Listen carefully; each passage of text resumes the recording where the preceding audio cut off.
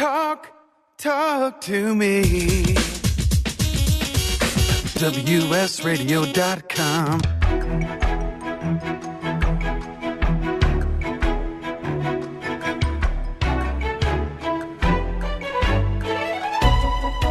The San Diego Council on Literacy brings you Literacy for All with your host, Jose Cruz. Welcome back to the show. I'm Jose Cruz from the San Diego Council on Literacy. You're listening to Literacy for All, and we're speaking today with Jabez Labret. He is the Chief of Schools for Sisu Academy. And just some follow-up questions in this second segment on this topic and what you're doing, providing a format. I don't want to say it's innovative, because home. You can say it's innovative. Yeah, well, I won't turn that down. But what I mean by that, it really is that education starts at home anyway, right? And at the same time, sometimes you don't have that home environment that you need to prepare children for school. Now, with your program, Sisu Academy, you're looking at children, young people. I don't want to say children, but young people maybe going into those high school years who may or may not have the family stability to help them succeed in those high school years. And so you're creating an environment. Can you describe what would be maybe the average day at the academy? What would a child experience? Yeah, it starts with environment. So the dorms, if you want to call them dorms, I think this was a really interesting thing that came up early on in our planning process, is that this is their home. Mm-hmm. They're going to be living here. And so you create a comfortable, nice, welcoming, rich, and community environment.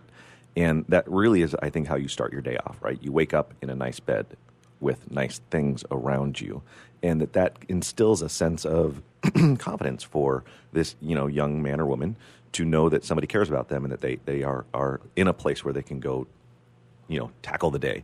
And then, obviously there's, mealtime and whatnot, because we're a boarding school, so everything happens on campus, haircuts, meals, the whole shebang.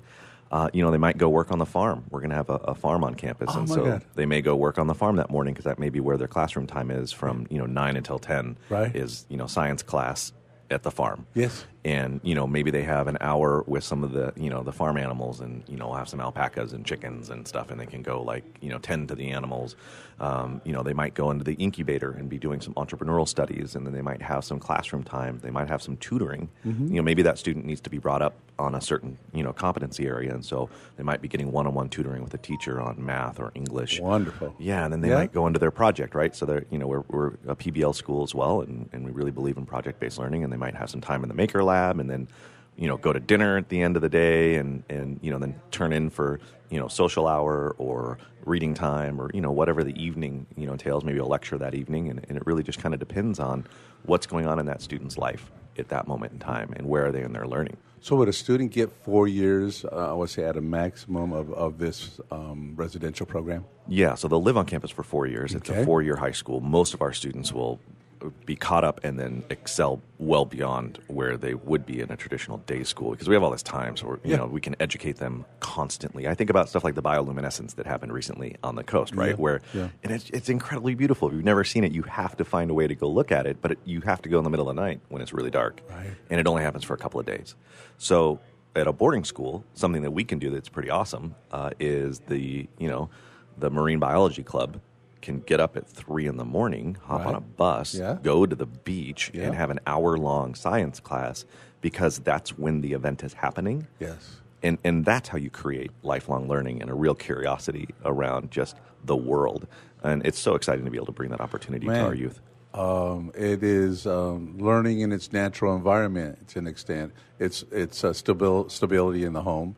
It's knowing that you were in a place where you could get a good night's sleep, etc. So just one of the solutions out there, and a really good one. But this stuff costs money. So how are you going to expand this programming, and what do you have in mind as your ideal school location? Yeah, so we have 2 parts to the funding component. So we have a long-term sustainability model. I'm a firm believer that nonprofits should do their best to, we're a 501c3, but we should be out there trying to say, how do we go make money in some capacity to be able to offset our operational budget? And, that helps us not have to constantly be fundraising for the rest, for all of our budget for the whole entire rest of our project. So built into our program, we're going to have a vertical farm on campus, we'll be employing local residents. Okay. Like we'll be able to provide jobs. We'll Sure. be able to have this vertical farm where the students can go learn about farming, and they can learn about science and all these other awesome things that go into farming. Robotics these days. I mean, it's crazy what's going on with farms. And we'll be able to sell the produce, and then we'll be able to take the revenue proceeds and put it into the program. We're having an on-campus accelerator where we're going to build businesses with professionals, and they're going to come in and we're going to bootstrap companies on campus. The students get exposed to entrepreneurship, and the school gets to have assets and something that we're building and growing to offset our operational budget. Getting to that point is going to take some money. So Sure. we've been out fundraising, everywhere from individual donors up to foundations and organizations as well, because it is a pretty big project. And Sure. we're looking to house 350 youth at a time. That's no joke. But this program has to happen. Like, you talk to educators, you talk to parents, you talk to people in the community, and they're like, well, no, we need this. Like, it's Yeah, not- no, it's- absolutely, yeah. It needs to happen. Yeah. And so, yes, fundraising is hard, but when something is a necessity, it makes the fundraising a little bit easier. It sounds like you have a particular talent and certainly confidence in your ability to create the financial stability, generate the revenue for your program. Would you say this is a particular talent of yours? I'm a business guy, so Okay. I'm not an educator. I'm an entrepreneur. I used to be a financial analyst at Nordstrom for a long time, so I really come with that business background of trying to say, all right, well, how do we build wealth inside this organization?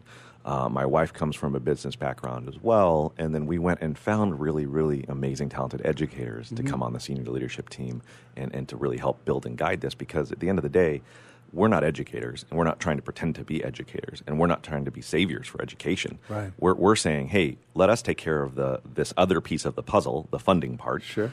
and let us innovate inside the space, and then let's get the educators who are looking to just have basically the shackles, taken off so that they can run free and actually go educate and do what they love to do, which is have a massive impact on a student's life. Let's give them that freedom and flexibility, and then create an environment where we all win. What a great place to work if you're a teacher and get to do the real hands-on things why wouldn't you like that, right? Oh, the teachers! The teachers love the program Yeah. because it does free them up to really get to go do some of the things that they've dreamed of doing. And not every teacher's right for this kind of program either. I mean, we understand boarding's a little bit unique, and not all the teachers will live on campus, but certainly some teachers will live on campus. Some teachers won't. Yeah. The schedule is not exactly the standard 9 a.m. to 3, bell-to-bell schedule. So there's a little bit of fluidity to our program, and that's not right for every teacher.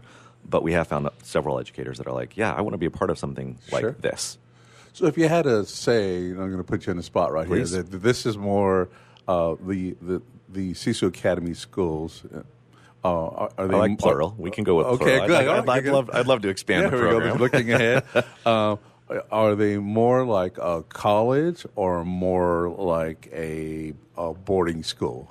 There we go. Probably a little bit of both. Okay. We are major proponents of higher ed, of post-secondary. We're also major proponents of students making smart choices. And so for some students, when they graduate, college may not be the exact right answer for them. And we want to acknowledge that, and we want to be okay with that. And, but in our program, most of our students will probably be dual enrolled by senior year, because they will be so far ahead in their academics that it just makes sense to be partnering with some of the local, San Diego community colleges, Miracosta, and some of the other programs to be providing dual enrollment, Coleman University, dual enrollment opportunities for our students. And, the data says that students who are enrolled in college courses in high school have a higher likelihood of going on to college upon graduation. So, on that part, we're not trying to push students into college, but, we certainly, wouldn't be upset if a student made that choice if it was the right choice for them. It's a nice introduction. Being away from home, we know that happens for a lot of young people once they get out of high school. You're giving them the opportunity to experience that earlier on at a time when they might need it the most, when it has the greatest impact and such. Let's talk more about, with the 2 minutes to go, what is driving you to do this, and did your experience being a homeless in high school stay with you and drive you to do what you're doing now? Because this is an enormous undertaking and very exciting. Yeah, I say we burn the boats in the harbor. Selling my company at a loss, and really jumped into this both feet first, because it is not only the fact it needs to happen, but that it is so personal for me. Having not graduated from high school, I went back, got my GED, ended up going to Gonzaga University in Spokane. And one of the interesting things is Dr. Ballinger, who was the dean of admissions at Gonzaga at the time, looked at me and he said, "We're going to let you into this college, but you have to promise me you're going to go make a difference." And, there's enough people in my life that took chances on me. Yes. And really opened up doors that never would have been opened. And it's my turn to turn around and take chances on some youth and give them opportunity they would never get before. I can relate to that. I mean, just growing up where I grew up, there are some of us who made it, some of us didn't do so well. And people ask me, what was the difference for you? And I say, I always wanted to show the people who invested in me, who helped me out when they needed help, that I was worth it, that this was a good investment for them. So it's a good inspiration, and just remembering your past, remembering there are people like you that just wanted that opportunity, that, I was in a position where I could get some scholarships to help me go to school, USC. I mean, I can't believe that happened, but there were people who was like, this is important for kids like you to be having this experience. Any last words, because we're about ready to sign off here? Just we'd love to stay connected. So, anybody out there in the community that wants to reach out and connect with us, we're just at csuacademy.org. My name, obviously, JABEZLEBRET. So just please do reach out and stay connected. Excellent. Let's keep talking and stay posted on what's going on with the CCU Academy.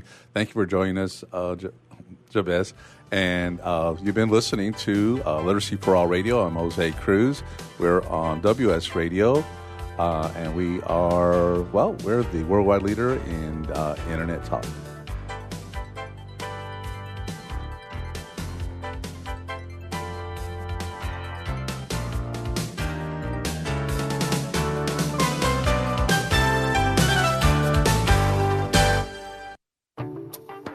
Nowadays, internet devices are an integral part of your home. Everyone in your family has a smartphone, tablet, or a computer. Life is easier knowing that all your devices are secured and your family can surf the internet carefree. ESET Multi-Device Security Pack does just that. One license for all your devices. With ESET, it's simple to stay protected and save money. Enjoy safer technology with ESET Multi-Device Security Pack at ESET.com. That's ESET.com. On the internet, your business's reputation can be unjustly destroyed in an instant. Don't wait for that to happen. Building and marketing your 5-star reputation can increase your business by as much as 19%. Take control of your reputation and have the 5-star reputation you deserve with Reputation Marketing Solutions by DSI Development. Become the go-to company by visiting 5starrepmarketing.com. The number 5starrepmarketing.com. Hey, it's Catherine from Listen Local Radio. Moe's Guitars has proudly served the San Diego music community since 1975. Specializing in guitars, basses, mandolins, banjos, and ukuleles, they buy, sell, trade, and consign. If you're looking for lessons, repairs, accessories, and cool gear, you found the right place. Located in downtown La Mesa Village, stop by and check out their digs or visit moesguitars.com or their Facebook page.